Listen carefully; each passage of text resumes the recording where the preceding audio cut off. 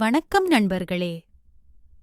இன்று நம்ம என்ன பார்க்க போறோம்னா, தைப்பூசம் விரதம் எப்படி முடிக்கணும், மாலை போட்டிருக்கிறவங்க எப்போ கழட்டணும் அப்படின்னு முழு விளக்கம்.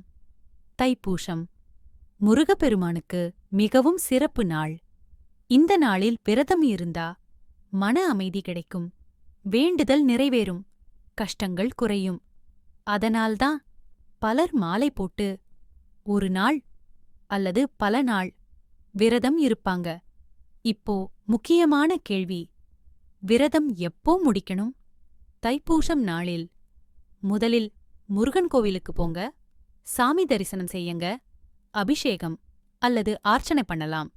பால், பஞ்சாமிர்தம், பழம், நெய்வேத்தியம் வைக்கலாம். பிறகு மனசார பிரார்த்தனை செய்யுங்க.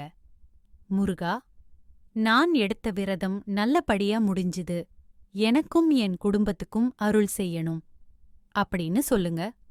அதுக்கப்புறம்தான் விரதத்தை முடிக்கணும். கோவில் போக முடியலன்னா வீட்டிலேயே பூஜை பண்ணி முடிச்சுக்கலாம். மாலை போட்டிருக்கிறவங்க கவனிக்கணும், தரிசனம் முடிஞ்ச பிறகு இறுதி பிரார்த்தனை பண்ணி அதுக்கப்புறம்தான் மாலை கழற்றணும்.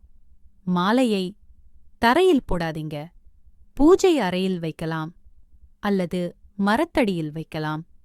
சிலர் கோவிலிலேயே விட்டு வருவாங்க, அதுவும் சரிதான். மரியாதையா நடத்தணும்.